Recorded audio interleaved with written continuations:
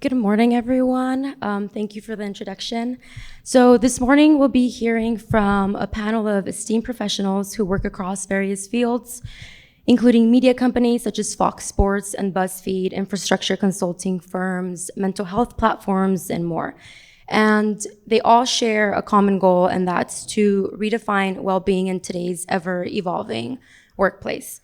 So starting with Bernie, can you introduce yourself briefly and share a key component you believe is necessary in cultivating a work environment where employee well-being can thrive? Well, good morning, everyone. I'm Bernie Knobbe. I'm head of benefits and well-being at AECOM here in Los Angeles. Been over 10 years. And this is my third from day one, 2019, 2021, and today. So I'm really thrilled to be here. Thank you for having me back. When I think of well-being in one aspect, I wrote down 10. And I know I have to only give one. So what I'll comment on is that our program started with 5 pillars and now it's 6, because one of the things that we've discovered, kind of knew it anyway, but well-being is not just physical related to health, or it's not just emotional related to mental health, or not just financial related to either affordability of healthcare or saving for future retirement, etc. It's all of them. And anytime we talk about a benefit program, we always list 3 to 5 of the 6 pillars. So we have physical, social, emotional, we have financial, we have planet, because we do a lot of environment work, and then we added intellectual last year to bring in training, development, and also a continued learning journey. So I think when you consider well-being, always remember it's not one silo or one category, it's the holistic approach to well-being. So, thank you. Chandler, sorry. Sure. Chandler Bondan, Chief People Officer at BuzzFeed. I've been at BuzzFeed for about 7 years out of Los Angeles. And when I think of well-being, I think at BuzzFeed what we strive for is to constantly evolve to the needs of employees, depending on what those needs are and what's going on in the world, which is a lot today. So it's constantly evolving what we offer employees. Kim Beauvais, Executive Vice President of HR and Business Operations at Fox Sports. In terms of well-being, we talked a little bit about this in kind of the prep session, is the shifts from wellness to well-being. And I think a big piece of that is just the agility that goes with that and what that looks like. And especially in the HR space, right? It's sometimes difficult to be agile and make those changes, but having buy-in from the people that make those decisions, financial resources, leadership, is really crucial in terms of being agile. And Jack. I'm Jack Schutzbach. I'm the VP of HR for Americas for Sub Professional. We do commercial coffee machines. I came out to LA about 1.5 years ago with return to work and California employment law. So that was a nice combo. But during the pandemic, I was working in essential business, so return to work or the remote work was a new experience for me. So my piece isn't redefining well-being, it's reminding us of one of the components of well-being, and that's connecting with our team members. So that's part of my piece I'll bring up. And Matt.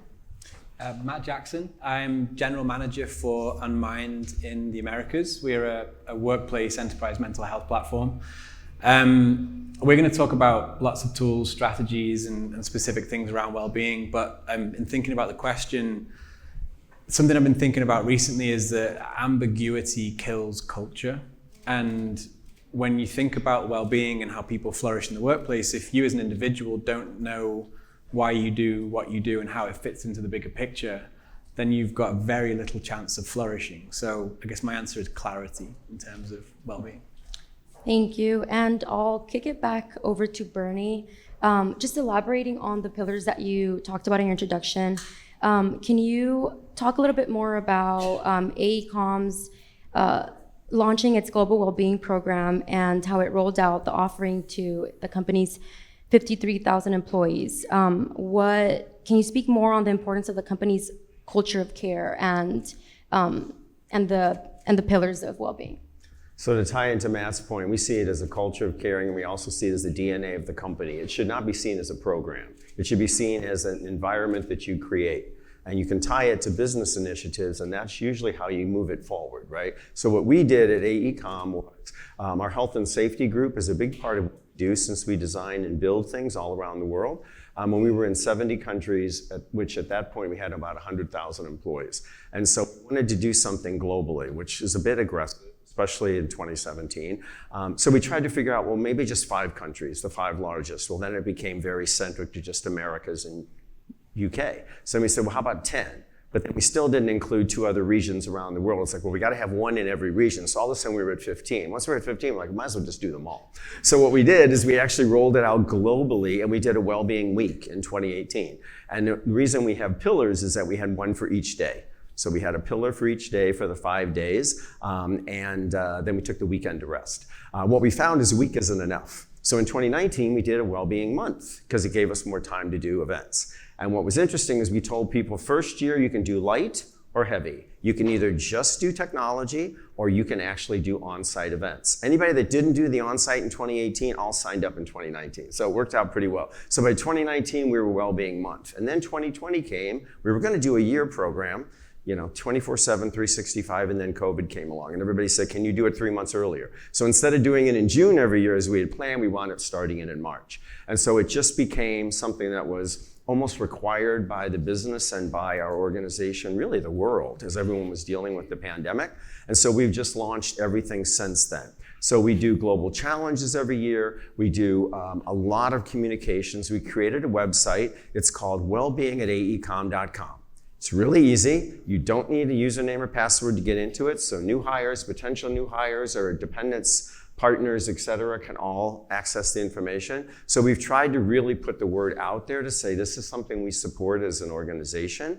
And then each year we've written a recap of the year. So 2018, 19, 20. So if you go to my LinkedIn profile, this is not an advertisement, but if you want to just see what we did each year, there's a 1-page sort of description of some of the things that we did. So if you ever have questions on that, I'm happy to answer it. But this is all about sharing, right? And learning from each other. And so that's really been our journey over the last several years, is continuing to modify, to incrementally improve, but always with the employee in mind and the manager.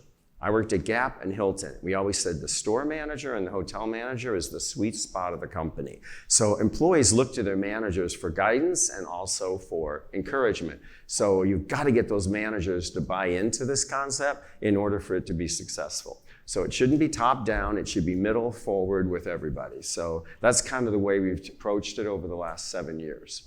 Thank you.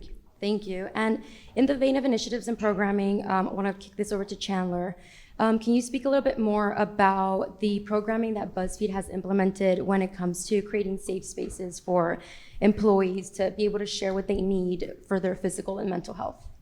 Sure. So at BuzzFeed, we try to not just pick solutions for our employee population. We want to hear from employees. So we run different types of employee conversation panels. So whether that be bringing in people and doing a panel discussion similar to this, where people can ask questions.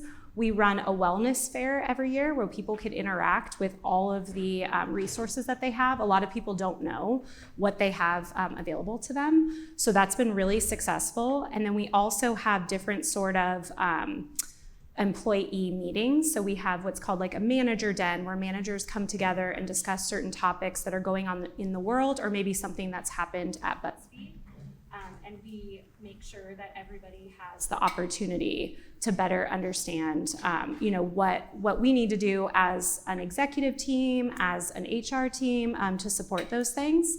We've also been really focused. We have a newsroom, HuffPost, who obviously, again, in the world today, there's a lot going on. So they live in the space of maybe needing something different. So we make sure that we're focusing on what team needs are and resources. So that could be with mental health needs. It could be bringing in people to help with, right now with the hurricane relief that's going to be going on and reporting and getting to see these things. It really lives in employees like well-being that we're discussing. So they might need something different than someone that's doing writing, on Prime Day.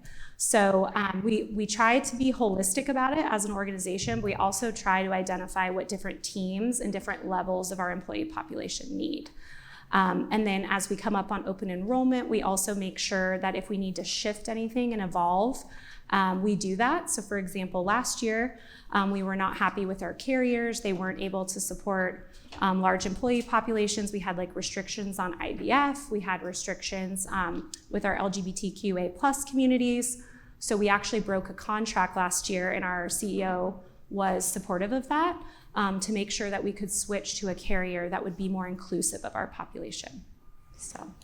Thank you. And if there's anyone that wants to chime in to any other initiatives at your workplaces that also cater to what Chandler was talking about. Can I be annoying and piggyback on something Bernie said and then back to Chandler? When rolling out programs like you did, Bernie, you mentioned vendors, and I'm the odd one out on the panel because I represent a vendor, I guess, or we like to be called partners normally. But one thing I would say is make your vendors work together. Like, you might think that we hate each other, but one of the privileges, particularly working in the mental health and well-being space, is we're not selling widgets. We're paying forward and looking to build great cultures and support people's mental health in particular.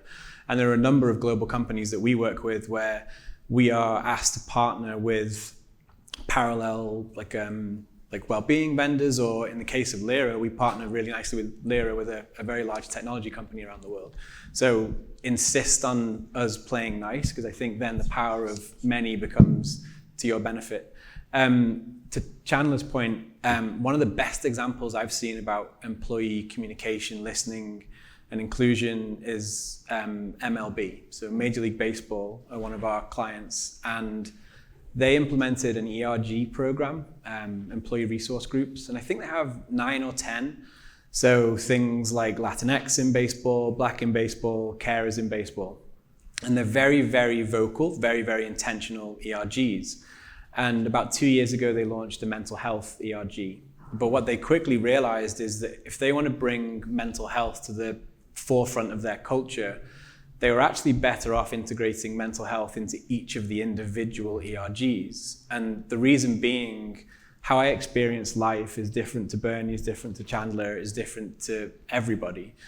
So if you can talk about mental health in the context of how you experience life across those different ERGs, it's going to resonate and have a much greater impact. And you're able to listen to what it means to be Black in baseball and what mental health means to you, because you're not necessarily going to relate to how I relate to mental health. So just leveraging ERGs is a great employee listening tool. And going off of your point, I also wanted to ask, take it this way a little bit, what role can workplace inclusion and belonging play in an employee's overall well-being, and how have you seen that surface in the last several years? I don't know if maybe, Kim, you want to speak to this, or Jack? Yeah, I mean, listen, I think ever since the social injustice that's happened over the last few years, COVID, belonging, inclusion is super important in the fabric of who people are working for, right? And I think, Fox Sports is a brand, obviously. We're a household name. Hopefully all of you are watching our newest hire, Tom Brady. But besides that, it's no longer we're retaining people or we're getting people because of just our brand. It's really, what is our philosophy? What do we believe in? What are we offering our employees? And part of that is when employees come into the organization, and we all know this, they have to find their niche. They have to find the people that make them feel like they belong there, right? And so if we make an extra effort to say, let me show you all of the things that are available to you, it helps people get at ease as quickly as possible, get up to speed as quickly as possible. And we believe at Fox Sports in a culture of it's okay to fail. It's okay to try things. It's okay to ask the quote unquote dumb questions. And so people only feel comfortable with that if they find people that make them feel comfortable with that. And so that's been a work in progress for sure. But it certainly is the fabric of who we are.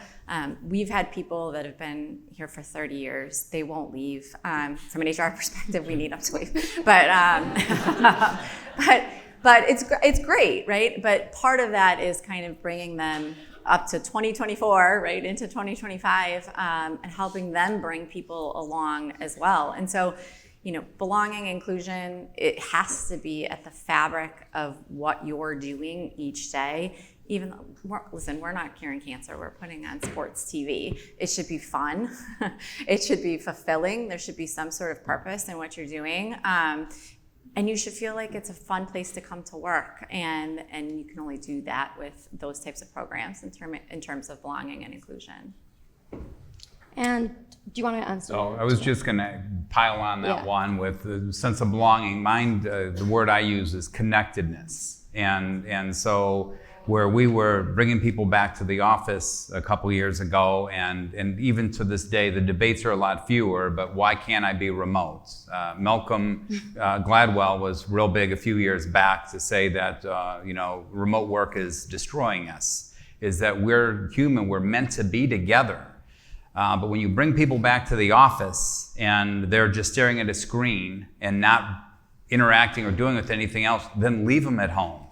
So my thing is, and some of these other sophisticated programs you're hearing about are awesome and we need those, but mine is just a basic reminder for our leaders and our HR teams, we gotta help people feel connected when they're back in the office so that they have a sense for being there. We're hybrid, so you still have a day or two off a week for flexibility, but when they're in the office, we need to take full advantage of the connectedness there and make sure that the advantages of being in office are felt by the team members that are in office. We still have people out in the field too, and we need to do a better job yet in reaching out to them and giving them some avenue for them to be better connected. But for those in office, we're doing much better, but a lot of it comes down to leadership. And of course, with all of our organizations, some leaders are much better at it than others. So we just have to keep working with the ones that aren't. Thank you. And Kim or Chandler, on the topic of newsrooms and just now it becoming a hybrid work environment, what role does empathetic leadership play in your philosophy to workplace well-being and as we continue to navigate this changing workforce? Yeah, so for us, we have about 1,000 full-time employees that are, I'm going to say, the typical positions that everybody has: marketing, communication, finance, production, obviously. And then we have 8,000 freelance daily hires. They're the guys you see doing the cameras and holding the cords on the field and all of that.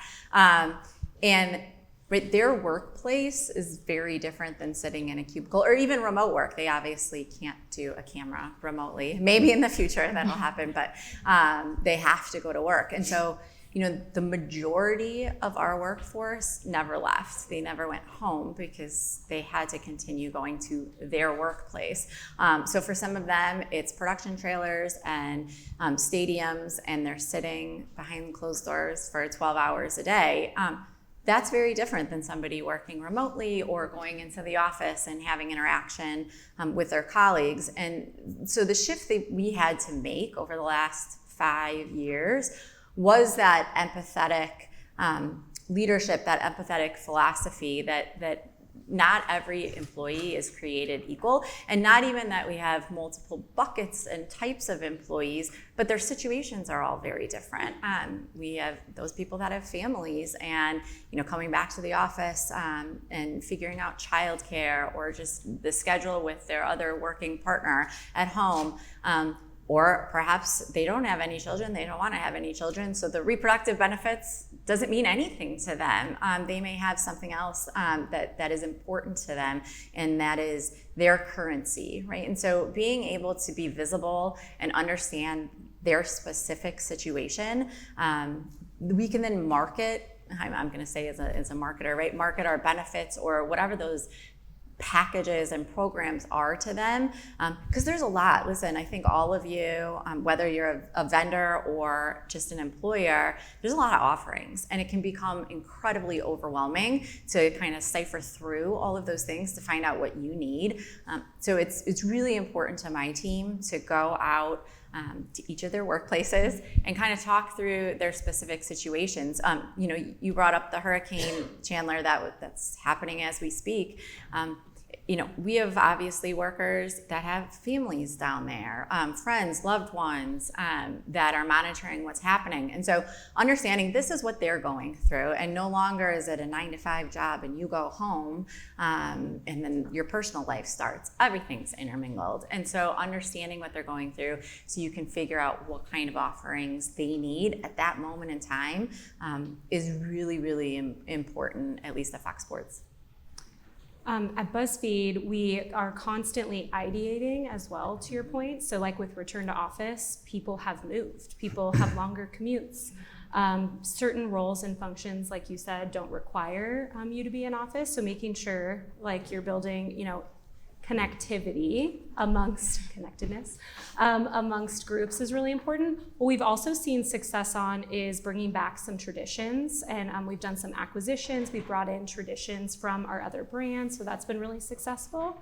I would say too, the role of our HR business partners has changed significantly, and our groups are now mixed with different types of roles, whether that be contingent workers and or freelancers and or full-time. So making sure that people have resources and opportunities obviously could look different, but we want to make sure that as the world changes and as employment changes and laws change each year, that we're making sure that we're providing not bare minimum. We always strive to be the best that we can be, obviously within financial constraints that our finance friends give us.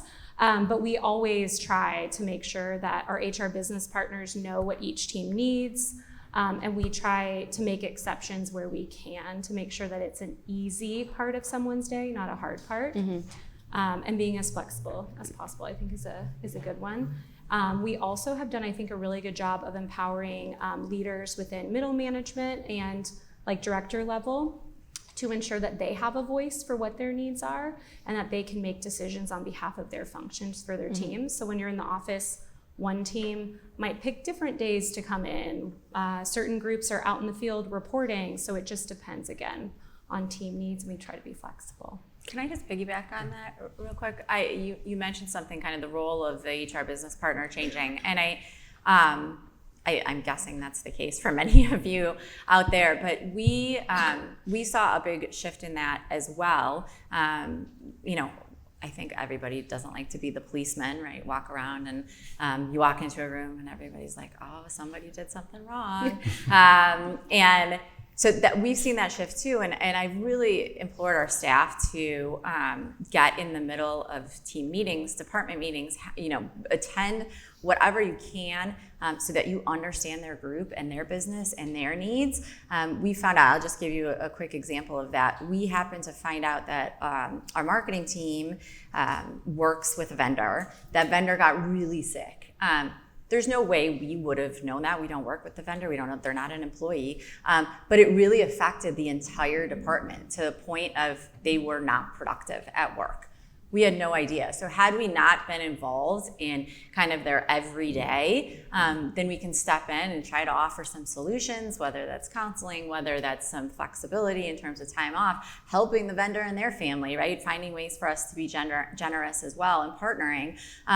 And so I really urge all of you to really, step in, lean in. It's kind of scary because people do look at you and they're like, what are you doing here, right?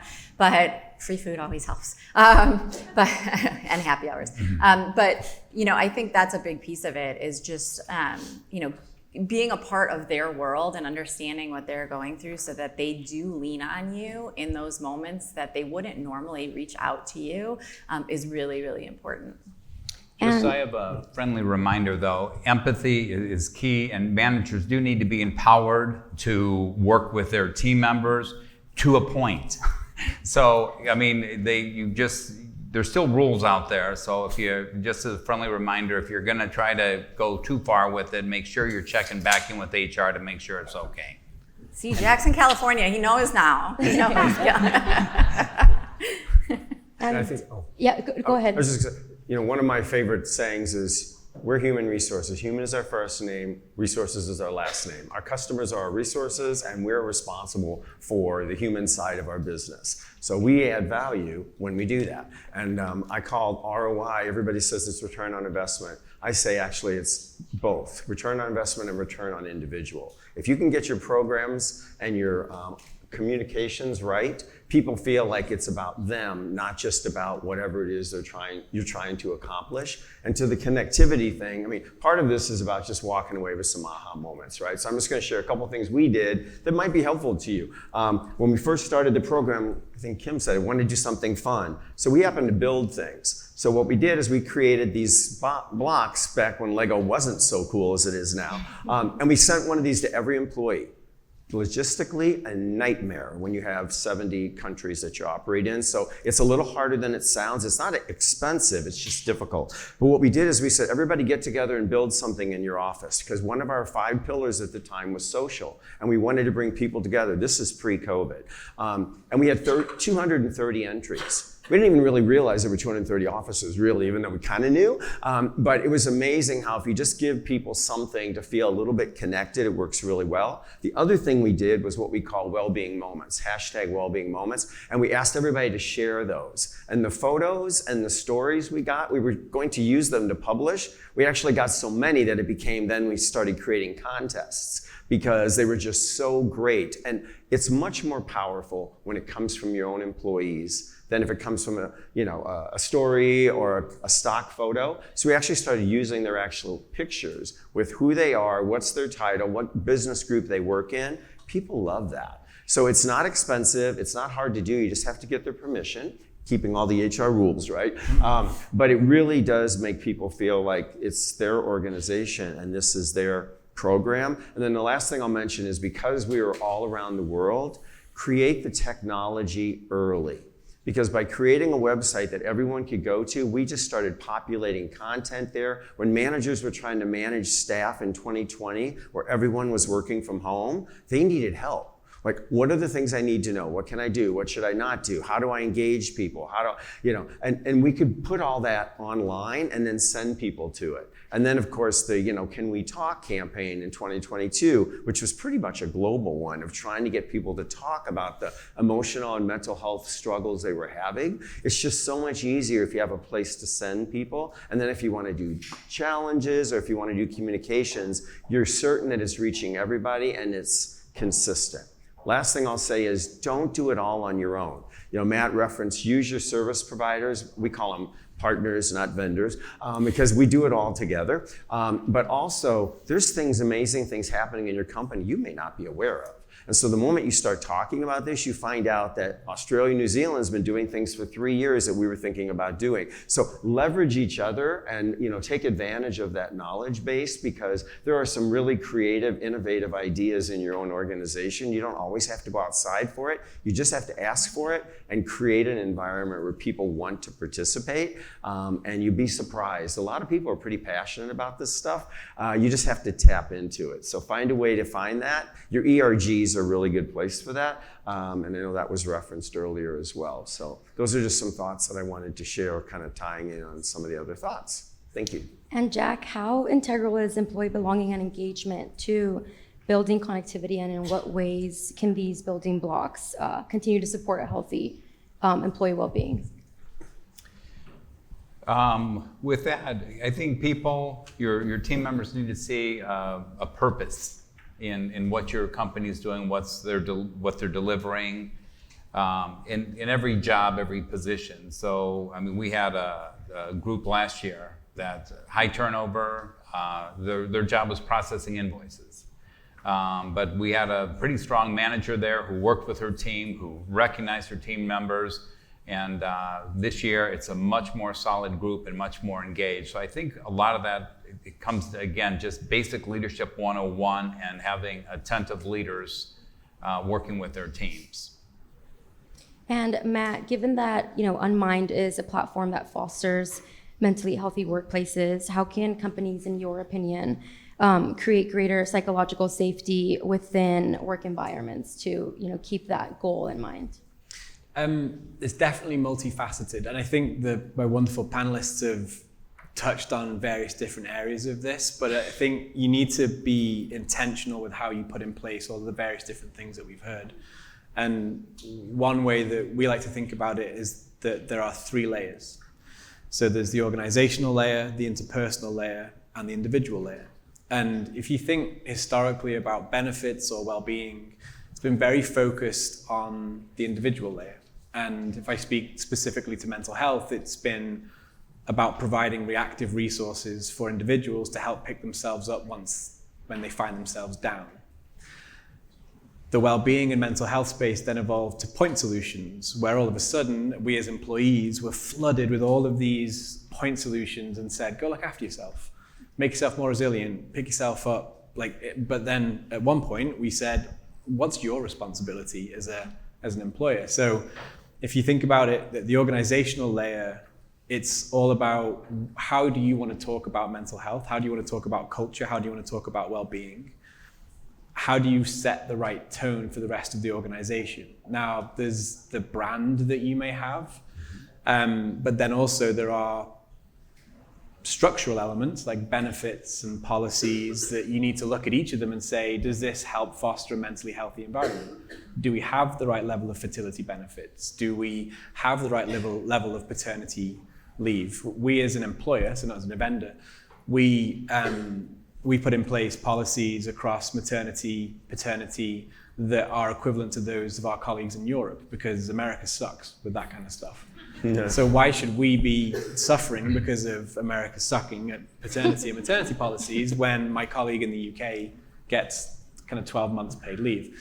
So think about that from the structural level. Love America, by the way. America is home. I'm raising American children. So the next layer being interpersonal is about this leadership layer. So if you are talking the talk at the organizational level, how are your leadership and managers walking that talk? Do you have manager training in place to teach them about things like empathy, like compassion? Do you have those trainings that are mandatory, or is it just your data privacy and GDPR trainings that are mandatory? Why are those mandatory and upskilling managers to be empathetic leaders that create mentally healthy environments? Why are they optional? Or why are they not budgeted for? Makes you think. And then on the individual layer, then that is where you ensure that individuals have access to the relevant consumer grade tools that they need to help themselves flourish, from whether they are in the proactive, preventative space or whether they are at the point of needing reactive care at any given point in time. So I think if you are intentional and look across how you run your organization from a well-being and benefits and culture perspective and kind of assess at each of those 3 levels, that's a good starting place to think about what you need to do to create that mentally healthy environment. Thank you. And we have only a few minutes, but are there any other takeaways that the rest of the panelists would like to share about just core values and practices that you see working within your organization that has continued to foster and redefine well-being within your employees?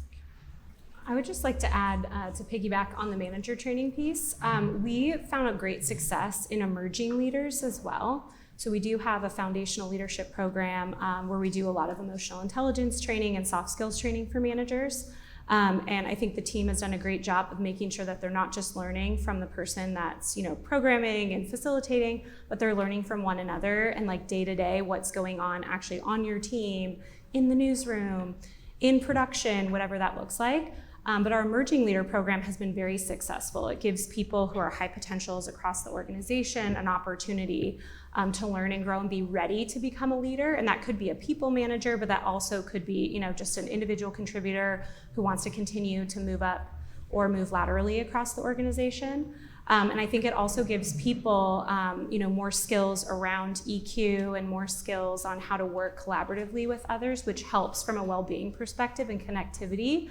And some of those things are remote. So our remote population can still have that connectivity. And we do a lot in person as well when we're able to do so. And we also run programming for new hires around boot camp, which is how do we make money? How do we do what we do? How do we reach our populations? What are our company goals? So it builds connectivity amongst employees from the very beginning. So I think having a lot of different touch points throughout the employee life cycle is important as well.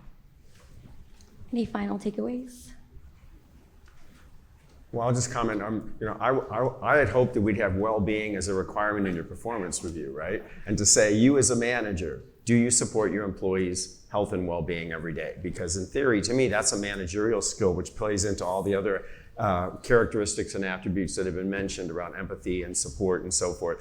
That didn't happen, but we do have like nominate your manager for well-being award. If somebody says, hey, my manager allows me to take time off when I need it, they allow me to take time off, take care of myself, you can acknowledge that and give them recognition. So I think there's a lot of ways you can do things. Don't get discouraged if something is a no, because there's always another way. And even if it's a small way, it could be just as impactful. So I guess that would be one of the things that I would leave for today is these are just things we've done, my ideas. I'm not here to speak for our company, but fortunately we've just done some things that have turned out to be fairly impactful for our employees and our company. And so always happy to share those. And if you have questions, we can talk later. But it is about walking away from here and going, we could never do that. But actually, I think we could do that and give it a try. Be brave, be courageous. It's really not that hard, but benefits and HR people are always risk adverse. Sometimes you just gotta take a little bit of a chance. So that's my parting words. Yeah, I think for me, it's more about trust and honesty. I have a little thing in my office that says, I'm not a bakery. I don't sugarcoat anything. So if you come ask me a question, expect the answer, even if you don't want to hear it. And we've tried to instill that in all of our managers in terms of transparency, honesty, and that's what actually builds trust. Even if you don't want to hear the answer, you need to hear it, and you know that we are being honest with you. So for me, the one key takeaway for you guys is to build that trust and have that transparency. I'd say like final point's more of a kind of plea, I guess. So on that organizational layer, when you think about as an organization how you talk about mental health in general, like when I say mental health, and this needs to be an honest show of hands, how many of you immediately thought of stress, depression, anxiety, burnout when you hear mental health, right? So it's getting better actually. At each event when I do that game, it's less hands are going up, but that's not mental health, that's mental ill health. And for so long, mental health as a phrase has been synonymous with mental ill health. Mental health is actually the best thing about being a human being. It's how you feel love, it's how you grieve, it's how you solve complex problems.